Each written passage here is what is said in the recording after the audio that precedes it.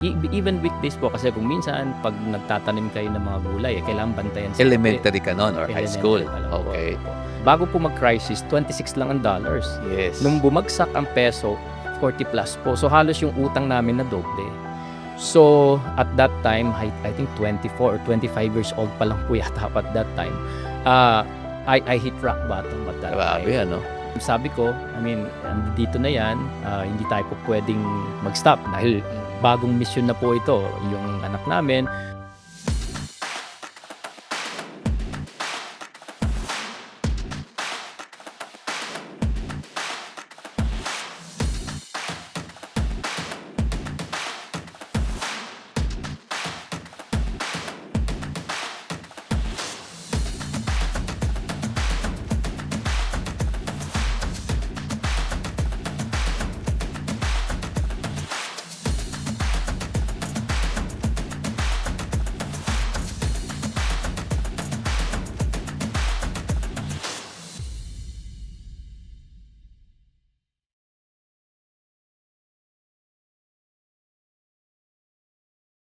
Hello, I am Bonnie De Jesus of Kapayaman. I welcome you to Kapayaman Story. Dito, marami tayong matututunan, guys.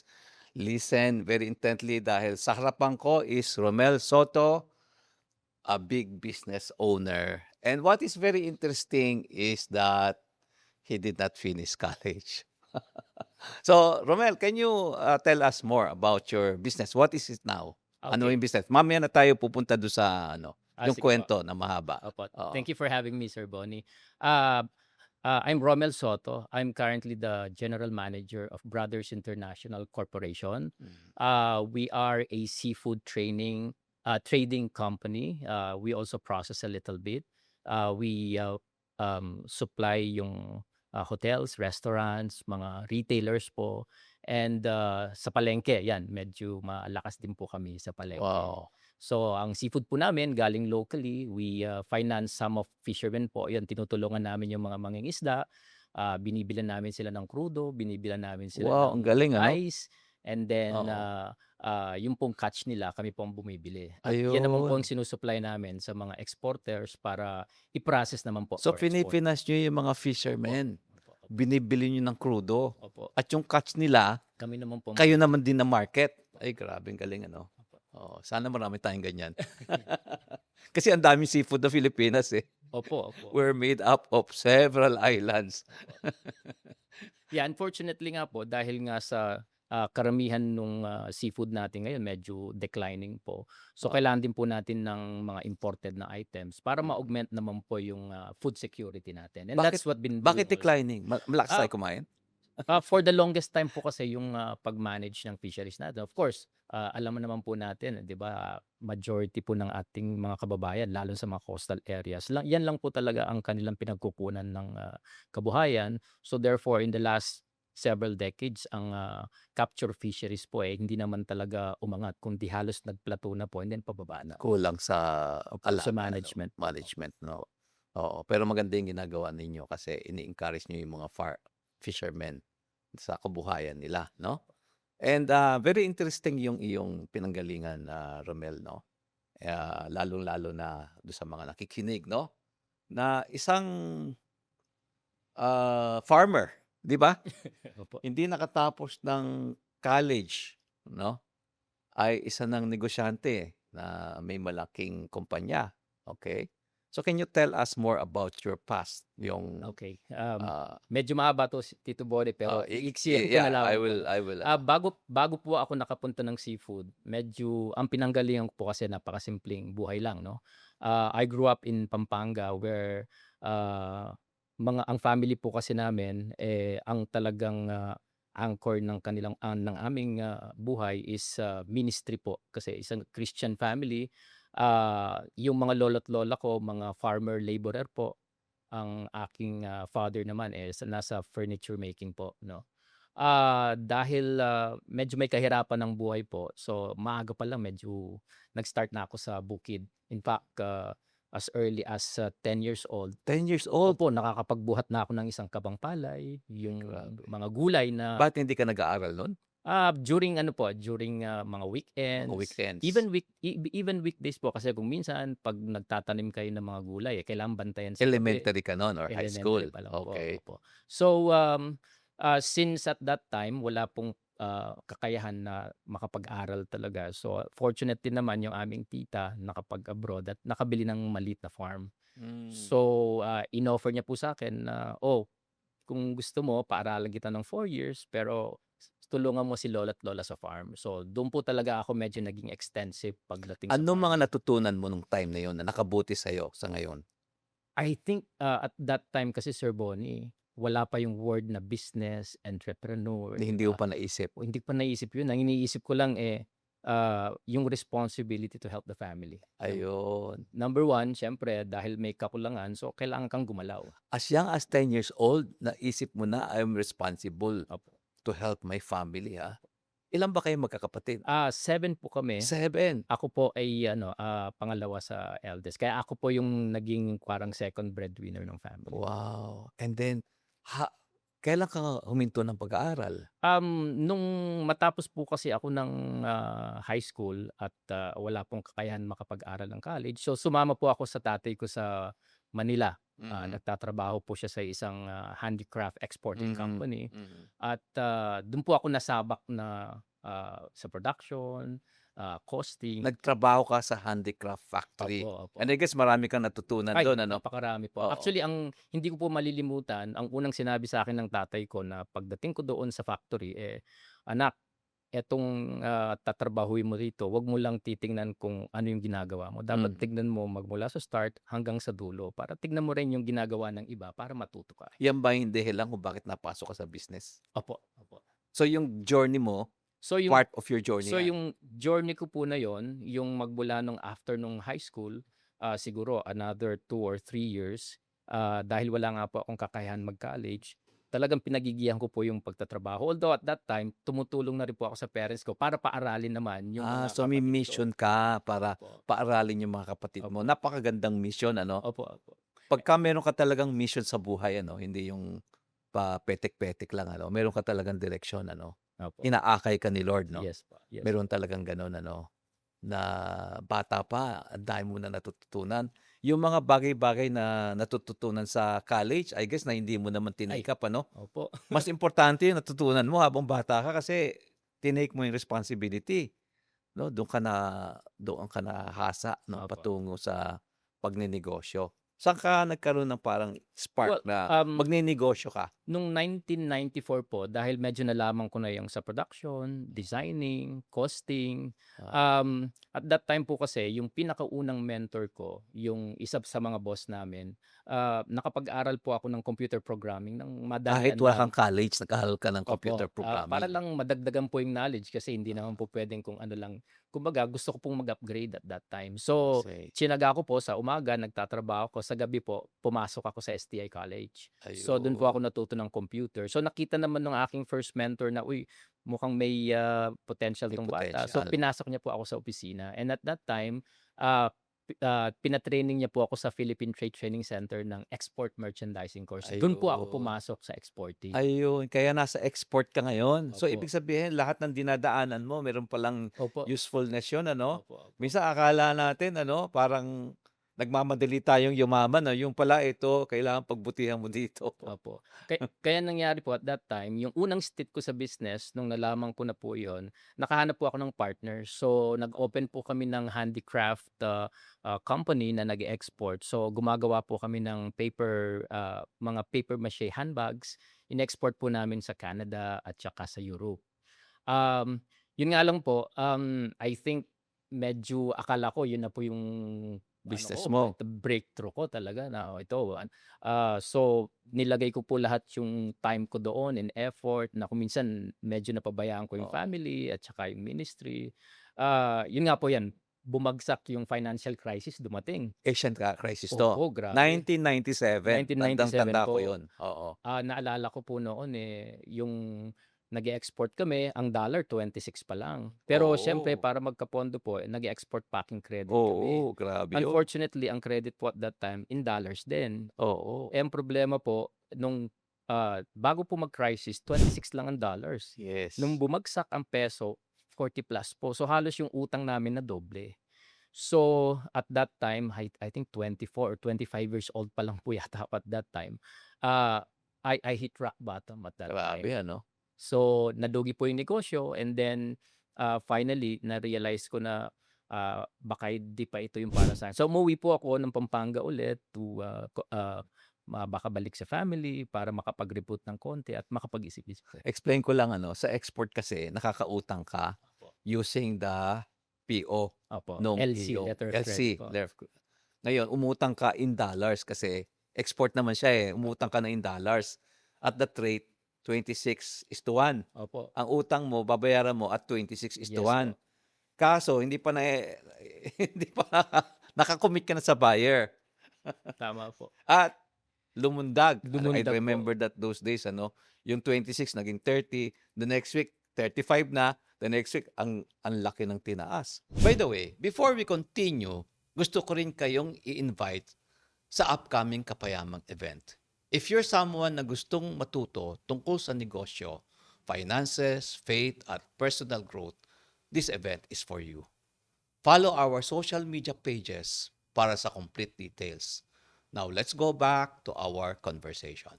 So, ang daming nalugi doon, ano? Pero one thing po natutunan namin doon, although yun na nga, nangutang kami ng ganito para ma-complete yung isang Oo, yung order. So ang ginawa po namin, kinomplete pa rin namin yung order at isinip po Pero yun. lugi ka. Pero lugi na po. Pero Ayun. dahil po yun ang commitment namin So, sa tinake mo customer. yung Opo. losses. So, anong pakiramdam mo yung time na yun? Rock bottom dito po. At that time, May anak ka parang na nun? wala po. Medyo Ah, late na rin po kasi okay. akong nag-start. Ah, Kaya bumalik muna ako sa family, makapag-isip-isip, and then ayun po, medyo nagkaroon ng clarity dahil sa ang mission ko po kumbaga ayaw kong ma-stuck dito dahil gusto ko magkaroon ng magandang buhay yung family ko, matulungan ko yung mga kapatid ko. So bumalik po ako ng Manila. grabe, no? Hindi ka nawalan ng loob. Kasi, pwede mo sinabi sa sarili mo na hindi ako nakatapos ng college, mukhang hindi ito yung para sa akin, nalugi ako, malas siguro ako. Maraming ganun eh, di Opo. ba? Parang Actually, tinitignan na swerte malas naisip eh, ko rin di yung ba? isa sa mga yan, Tito Pero Boy. sabi mo, may mission ka, bata ka pa, nagtatrabaho ka para paaralin yung mga kapatid mo. At meron kang mission, mas malaki kaysa doon. Yung heart mo is to serve, no?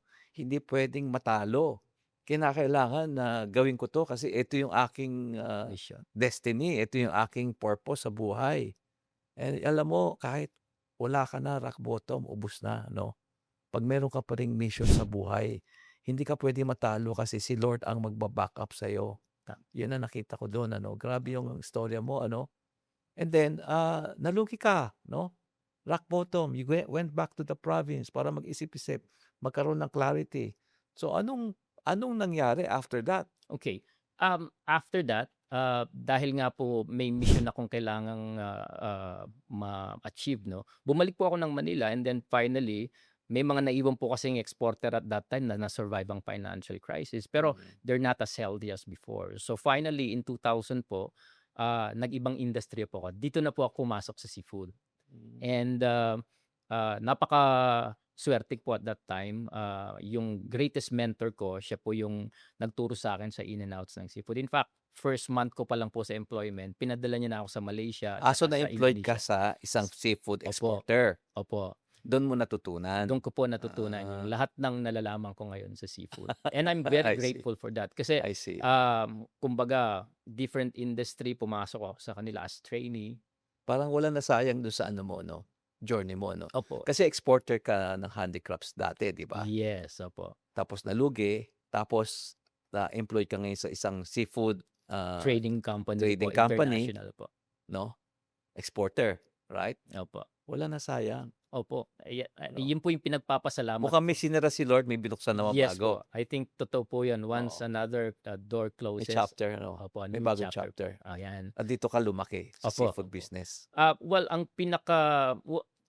nagkaroon din po kasi ng transition din ito between 2000 and 2024 dahil sa mabilis akong transition from handicraft furniture to So, seafood. gaano katagal yun? Ah, Bumagsak yung handicraft, tapos napasok ko sa Yan po, seafood as an halos employee. Gaano katagal yun? halos ano po 'yan, pagkatapos ng handicraft ko, that's another 11 years Layo na, in my 11 years. corporate life. So na-employ Opo, ka for 11 opo. years. Oo. So, yung 2000 hanggang 2020, 2004, at that time po dahil medyo nalaman ko na rin yung ins and out, dun naman po pumasok yung short stint ko na naman sa entrepreneur. So, at Mm. that time nag-resign po ako at nagputap ako ng trading and brokering business naman. Dahil Ayun. kilala ko na yung customer, kilala ko yung supplier, kilala ko yung product. So, nag-trading din po ako.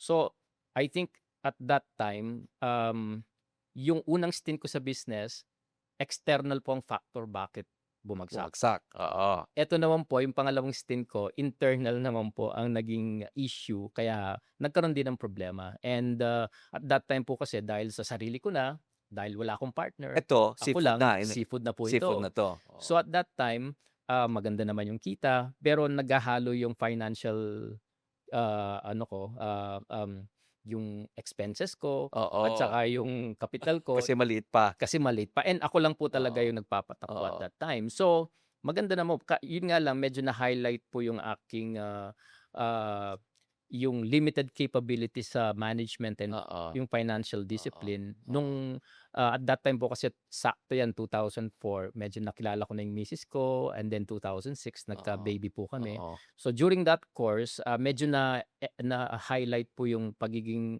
ah kulang ko sa discipline sa money mm. nung pinanganak po yung panganay ko. Kasi yung panganay ko 27 weeks lang po siya. Hmm, So, nagkaroon po ng problema at, 2 months po kami halos sa Asian Hospital sa NICU. oo, Nung palabas na po kami, newborn screening, we found out na nagkaroon siyang retinopathy of prematurity. So, naapektuhan po yung eyes niya. I So, see. 3 months old, inoperahan po siya. So, lahat nung ano namin, savings, everything, binuhos po namin doon. Unfortunately, after the operation, even now po, hindi po na, retain yung kanyang sight. So, So, she cannot visually see, impaired po, blind po yung blind. daughter ko ngayon. Wow, And I think that was the turning point in our life kasi, um, negosyo po kasi it comes and go, mawawala yan and mm, all, 'di ba? Pero nung dumating ang daughter ko and, parang ang daming plano and all tapos biglang gano'n ang nangyari. And mm, there was a point in time I was questioning, bakit po mm, kami, 'di ba, and mm, gano'n. But we came to realize that, kahit siguro anong gawin mo, preparations and all, there are things that you cannot control, 'di ba? correct. And at that point po dahil sa naubos yung savings namin and all, so medyo bumagsak ko po ulit yung business and that's my second failure in business. So medyo kulang po tayo ng financial discipline kaya hindi natin na-prepare yung mga Correct. dapat prepare. Mm. So yun po. Ang daming challenges ano, pero alam mo, tama yung sinabi mo 'no, may mga bagay-bagay na kaya nating makontrol, pero may mga bagay-bagay na hindi natin kontrolado. At kung kasama natin ang Panginoon, yung mga bagay na hindi natin kontrolado, puwede natin ibigay sa Kanya. At yung kontrolado, dun tayo kasi Yes. stewards tayo, siya na may-ari ano. At yun ang nagbibigay sa atin ng lakas ng loob ano, na in spite of the challenges, tuloy-tuloy pa rin tayo. Yes. Meron tayong mission sa buhay, 'no? Papaano mo naman naumpisahan itong, Ayan. yung negosyo mo ngayon, Opo. papaano? So, after pong bumagsak yun, so with the help of the families and friends and all, so, sabi ko, I mean, dito na yan, hindi tayo po pwedeng mag-stop dahil Mm, bagong mission na po ito. Yung mm, anak namin, we need to support yung kanyang pagiging inclusivity kasi blind nga po. So, mm, I went back to employment. I think eto na po yung medyo dahil natuto ako ng konti na yung sa financial discipline and all. So, yung the next 4 years po ng employment ko, medyo nagkaroon po ako ng malaking break at maayos naman po. In fact, na-promote po tayo as vice president, during that wow, time, okey. in a big, multinational companies din Mm, po 'no. May mga operation kami all over the Philippines and mm, Vietnam. Now, shortly siguro after that, yung last company na sinalihan ko po which is 7 years ako, mm. halos dito ko po natutunan yung how to manage finances, financial Hmm, discipline. training So, talaga 'no? parang ang lumalabas po yung journey ng entrepreneurship ko is actually hindi yung para yumaman ka, eh. Parang Oo, oo, galing ka sa wala, so ang oo, hahanapin mo oo, stability muna. oo, After stability, kailangan education para matuto ka. oo. And then until such time that nung medyo pinagdaanan ko po na yun hanggang doon sa time na eto pala ang kailangan kong ayusin. Ang daming natututunan ano, kasi dun sa journey mo, nung bata ka pa, nagfa-farming ka, tapos employee, tapos negosyo, bagsak, employee uli. Tas ang nakikita ko dun sabi mo na wala kang financial discipline, natuto ka ng financial management. Yung palang journey mo 'no, dun sa pagiging employee mo, actually entrepreneur ka na. Kasi yoong natututunan mo, nagiging deposit para dun sa pagiging entrepreneur mo. Yung pala journey ang entrepreneurship, hindi mo sabing employee ako ngayon, Opo, tapos businessman na ako ngayon. Hindi siya putol, eh. Kasi yung journey natin sa buhay, patuloy ang ating pag-aaral. Hindi siya stages na nag-iiba 'no. Patuloy pa rin yung purpose natin, yung identity natin, yung build up natin ng character, ng skill, patuloy yun all throughout the journey. Pagka gano'n makakarating ka talaga, eh, oo. Ang galing ano? actually yung last 11 years of my corporate world, ah, I think ang naging, realization ko po at that time is that because kahit empleyado po ako, ang iniisip ko ay parang ako ay may-ari ng kumpanya. Mm, Dahil sa mga na-experience ko before na nalugi yung negosyo, ayaw ko pong malugi rin yung kumpanya na correct. pinagtatrabahuhan ko. So, Ah, habang employed po ako doon, natututunan ko na parang 'pag nag-isip ka na parang ikaw bilang may-ari may malasakit ka. So, yung experience na yon parang dumating in a point where, mukhang ready na tayo na parang naging lesson sa'yo yung pagkalugi mo. opo, When you become employed, again, may malasakit ka sa kumpanya kasi yes, naramdaman mo how it is yes, to opo, fail. So, ayaw mag-fail yung company. yes po. Ang galing. Siguro nagagamit mo ngayon do'n Ah, sa company mo ngayon 'yan, definitely po, 'no? definitely. Ilan ba employees mo? Okay, nung nag-start po kami ng yung brothers po nung after nung 11 years of employment, 2020, it's not an ideal situation na 2020 mo ini-start ito? opo, Oh, kasama nung aking mga partners. Parang at that time nag-resign ako tapos biglang pandemic. Naku, oo. Lord, Wow, parang ano Lord ba 'to? parang ano ba 'to, parang, I thought it's my time to Bakit start ka this. nag-resign? Well, yun na po, ang brothers po kasi it's a partnership between kaya nga po brothers, eh, Uh-huh. para po kaming magkakapatid na I see, magkakaibigan. I Kaya see. Brads sa Tagalog po is Brads is para Ayun. mo pong kapatid, Oo, oh. oo. And then halos pare-parehas po kaming traders, eh. So, Ayun. kaya po naging brothers. Oo, oo. So, sila po ay mga partners ko, may mga sari-sariling negosyo. Nasa Mm, seafood din po sila. mm, So, nag-put up sila ng, pondo and mm, then, binigyan po kami ng pagkakataon na kami yung patakbo. mm. So, ako naman po, I'm running Manila operation, yung pong isang director namin, he's running, Palawan operation. Siya po yung nagfi-finance dun sa I mga bangka. see. Ako naman po yung dito naman, yung sa import-export and local Mm, distribution. mm, So, within that span, medyo trading lang po kami. So, dalawa, tatlong tao. So, okay lang mm, po. I think what we made, ourself, at that time na medyo, ah, pandemic pero kahit papaano na-survive, medyo mabilis po kaming mag-pivot kasi maliit lang po yung lean lang po yung mm, operation namin mm, because of mm. that trading. But yun na nga po, during the course of the first 2 years namin, marami rin po kaming, in-experiment. Medyo lumabas kami sa seafood, nagmanok kami, nagbaboy kami. Mm. Although, I think those are lesson learned also sir na, So, ah marami kang pinasok uli opo, na yung na negosyo. May negosyo, manok iba-iba. opo. Paano ka naman napunta sa seafood ngayon? Well, seafood po kasi talaga yung aming Ang main yung line main ninyo? line namin. Oo. Siguro between 2021 to 2022, ang dami naming pinarating na mga manok, baboy, pero Mm. puro lugi. That's why we realizes, ang core natin competencies is seafood. Gano'n So talaga, eh, 'no? Hindi puwedeng mastery sa opo, lahat, eh. opo, Meron ka talagang core competence opo. na dine-develop 'no, na Yes, you become the best in that, opo. field 'no? So ngayon nasa seafood ka na So, 'no? kinonsentrate po namin ngayong effort namin sa seafood and then yun po sa awa ng Diyos, pinagbigyan kami ng, a lot of opportunities. Now from dalawa, tatlo lang po kami sa company.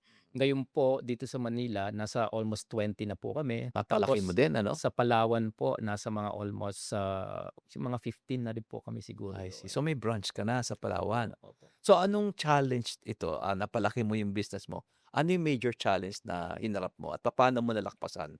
Before we continue, gusto ko ring pasalamatan ang team behind Kapayaman Story, Burst Creative Studio. If you're a business owner, content creator, coach, or entrepreneur na gustong mag-level up ng content mo online, Burst Creative Studio can help you create professional content that connects with your audience. From podcast production, social media content, reels, photo, and video production, hanggang sa full content creation solution. They have the team and the studio to bring your ideas to life. Well, I guess dahil po kami hindi naman kami gano'n kalaki ang kumpanya din po 'no, sa pare-parehas po tayo lahat ng negosyo naman ang unang challenge is yung kapital ano po. Mm. Um, I think ang pinaka naging, challenge namin kasi ako naman ang, na-survive namin yung first 2, 3 years and then pagdating namin ng 5th year, dahil ang dami ko pong gustong gawin na para sa Brothers kasi nalampasan na po namin yung survival stage. So, I wanted Brothers sana na, go to the next level. But of course, there was a point in time na nung ini-start namin 'to, ang alignment namin magpa-partner, kung ano lang kapital natin, eto lang yung paikutin natin basta importante, 'di ba, may konting dividendo at hindi nawawala yung Yeah. so, I think there was a misalignment sa naging goal ng mga partners at saka ako po biglang nagpapatakbo. Mm. So, there was a point na parang, ah, kung ano 'di puwedeng hiwalay na lang parang gano'n. So, Ayun. dun po kami bumalik na okey sige, kung ano yung napag-usapan natin yun pa rin ang susundan natin. Pero, as the, operator ng Brothers po, we have to pivot kasi, I think in the last 20 years marami po kasing mga regulations sa pagbebenta ng seafood ng import na bawal dito, bawal doon. And, last year po kasi nagkaroon ng break na pupuwede ng magbenta sa supermarket, sa wet market. So nagkaroon kami ng pivot because dahil nawala po yung restrictions na 'yan, so siyempre lahat papasok diyan, lahat puwedeng makapagparating. So patayan na lang sa presyo. So ang ginawa po naming pivot is, magkaroon ng value added service. So imbis na import, benta, tapos patayan sa presyo. Ngayon po ang, inaano namin is yung main, pain points ng ating mga customer which is yung reliable, safe, quality at saka yung sustainable na seafood. So kami po ngayon aside from yung namimili kami sa mga fishermen, nagpi-finance kami, yung pong ini-import naman to augment yung, ating, food security. So ang ginagawa po namin ngayon, nagkakaroon po kami ng mini processing so that to serve each and every client kasi each client So po ang kasi value added mo, yan. which distinguishes you from Yes. competition Opo, is opo. what? How do you So, define it? sa ngayon po kasi yung mga ibang, competitors namin, padating sila madami, tapos benta sila sa wet market, Labanan. labanan, presyo, ang liit na po ng margin. So Mm. kami, pinili na lang po yung mga market na So may niche ka opo, kung niche saan market ka lang, yan. lalaban, So pinili kung mo saan lang. po yung aming core competencies, of course ang aming core competencies is yung sourcing, international and local, and then dahil po sa almost 26 years na, experience sa processing. So dun ho lahat namin binuhos ngayon para at least yung pong specific need na custom pack ng mga customer natin, yun na lang po ang So hindi So po tayo nakikipag-compete dun. lesson pagka pumasok ka sa market, kung malakas ang competition, pare-pareho lang kayo, naglalaban lang kayo sa presyo, 'di ba? Do'n numinipis ang margin. Opo. So kailangan aralin mo yung market, saan ka poposisyon na makikita yung galing mo, yung Yes special po. na dala-dala mo na value added, yung tinatawag na unique value proposition, 'no? Saan ka poposisyon? Para sa gano'n, hindi ka nakikipaglaban sa presyo. Kasi kung ikaw yung pinakamagaling dun sa niche mo, kung saan ka, lalago, 'no, dun mas malaki yung margin at dun ka magta-thrive. So, hindi puwedeng lahat customer mo. Kinakailangan piliin mo yung customer mo. Kasi hindi ka makakalaban kung ordinary ka lang. Opo, Kinakailangan lumabas yung special gifting mo, yung meron ka na galing, 'no, tama ba? tama po. Oh, yun, ang galing, kasi it seems that lahat ng dinaanan mo, natutunan mo sa buhay, natutunan mo sa failure mo, nagamit mo naman dito. Yep. At mukhang may nag-guide sa'yo. Si Lord ang nag-guide sa'yo papunta dito. So lahat ng dinaanan mo, parang you gain strength in character, resiliency, and meron kang mission, ano? Kung may lesson ka na gustong i-share sa ating audience, no? Na pupulutan ng aral, ano yon? Ah, sa naging experience ko, Tito Bonnie, I think siguro more or less mga 4 or 5. Ang number 1 ko siguro is faith and discipline. Dahil lumaki po kami sa faith, 'di ba? Sometimes kasi 'pag sinabi kasing faith and business parang, Parang bahala na si Diyos, eh. parang Bahala na gano'n si po Lord. ano.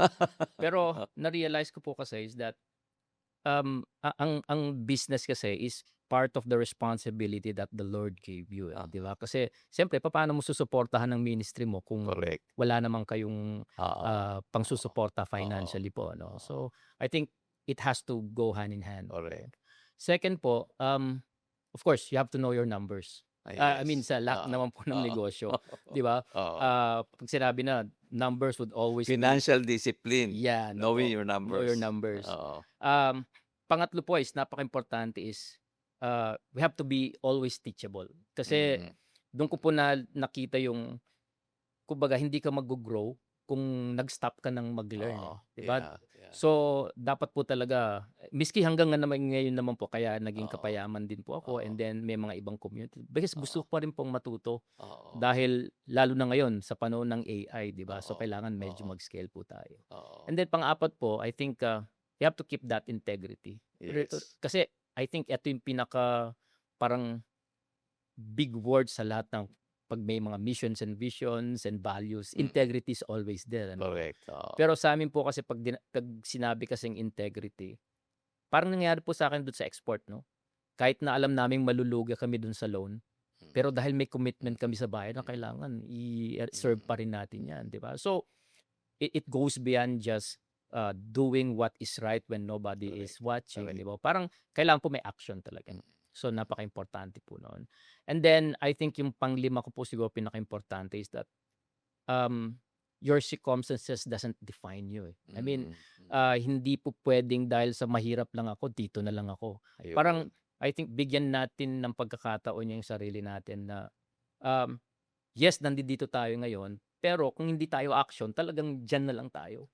So, kumbaga 'pag nag-dream ka at nag-act ka, then meron po tayong mapupuntahan, and I think that is where, siguro po yung from the mission that I had, 'di ba? Kahit papaano po ngayon unti-unti nabigyan ko po ng options yung aking family na from Grabe this ano, to this. dami mong challenges na dinaanan ano, and yet ganyan ang pananaw mo, ha? And that's because of your faith, sabi Yes, mo, and discipline, 'no? Kasi minsan ang faith iniisip natin bahala na si Lord, pero meron tayong role, 'no? meron po. I think the hardships that you went through, galing sa farming, ang daming failures, 'no? At nagkaroon ka ng, handicap do sa pamilya mo, 'no? Lahat yun nagturo sa'yo ng discipline, ano? At yan ang nagagamit mo ngayon, 'no? Ano yung, masasabi mong, ah, vision mo sa future Okay. na, having gone through all of this, ano yung hinaharap mo ngayon na Okay, gusto mong mangyari? sa gayon po kasi for brothers, of course, sabi ko nga po nung ini-start namin ito, we wanted to be the leading seafood company here in the Mm, Philippines. Ang mission naman po kasi namin is number 1, of course, yun po, to save our planet because mm, now ang seafood nawawala na po. So we promote, sustainable sourcing mm, para tulungan yung ating mga fishermen. And of course, isa sa mga pinakaimportante po, tulungan yung aming mga employee. correct. Siyempre nandodo'n na po yung family do'n ano, Mm, tulungan namin yung mm, employee, and ultimately tulungan po namin yung mga customers namin na may mga problema na number 1, hindi reliable ang quality and safe seafood. So, kumbaga ayun, yun po yung direction namin 'no. So, sa ngayon po, after medyo parang pinili na lang namin yung mga customer na talagang gusto naming supplyan, I think in the future po ang vision namin is, ang Brothers ngayon may bago po kasi kaming project, na parang yung community reselling. So, naghahanap po kami ng mga, yung mga entrepreneur na gustong tulungan na mm. hindi alam paano magnegosyo, pero Ah, So, may sine-set up po kaming program na tutulungan namin sila from start to finish. meron Kumbaga kang gano'n, opo, ayan nasa tutulungan mo pipe yung mga gustong yes magnegosyo. po, 'yan. Nasa pipeline na po 'yan. So, Ayan guys, hopefully po galing. launch po namin 'yan within the year, 'no.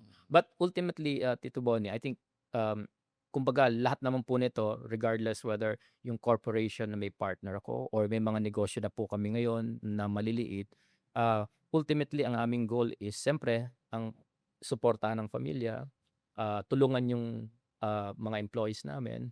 Ah, ang isa sa mga ano po kasi namin ngayon advocacy is that dahil yung daughter po namin is blind, 'di ba? Mm. We would like to help, disabled the community to be yung Naging inclusivity. burden mo yung Op mga blind. Opo. So, ngayon po kasi, sinusuportahan namin yung grupo ng anak ko na yung hindi nila magawa like climbing Mount Pulag, for example. So, tinutulungan po namin sila, pro bono para kumbaga ma-explore din nila maging inclusivity yung sports, ah, inclusivity sa outdoor activities Mm. para kumbaga hindi lang po sila nasa sulok lang. So, yun pa yung, aming, ultimately goal namin in the Ang future. galing ano, ang lawak ng vision mo, tulungan yung mga customers, tulungan yung mga employees, tulungan yung mga gustong magnegosyo para makapagnegosyo, tulungan yung mga fishermen, magkaroon ng sustainable fishing, tulungan yung mga handicap, mga blind. Opo. At farmer ka dati, hindi nakatapos ng college. Ang daming trials, ang daming failures, pero ito ka ngayon, ang laki ng vision mo, ang lawak ng vision mo, pati yung fishing industry, gusto mong ayusin. Ang galing, ang galing. Romel, napakaganda. Meron ka pang gustong sabihin tungkol sa company mo, gusto mo i-promote, no? Well, yun po, abangan na lang po ninyo yung aming, community reselling project. Very soon na po 'yan. We will be launching it very soon. So, magkakaroon po kami ng konting webinar, papaano 'yan, ah, namin kayo tutulungan and then, doon po may mga package na available kung ano po yung pupuwede nating, itulong sa kanila and of course help them to become financially free din po. Wow, grabe, ang galing nito. Thank you, Romel. Ay, maraming And I salamat guess din ang po, dami sir. natutunan ng ating audience. Ako, sobra. Super. Ang dami kong natutunan. Thank you very much. Maraming salamat din po, Sir Bonnie, sa pagkakataon po. Yes. Right. If you enjoyed today's conversation and gusto mong matuto pa kasama ang ibang entrepreneurs and professionals, I invite you to join our Kapayaman VIP community. It's a place where we learn together, grow together, and support each other's journey using practical business strategies and biblical principles. Visit Kapayaman and become part of our growing community.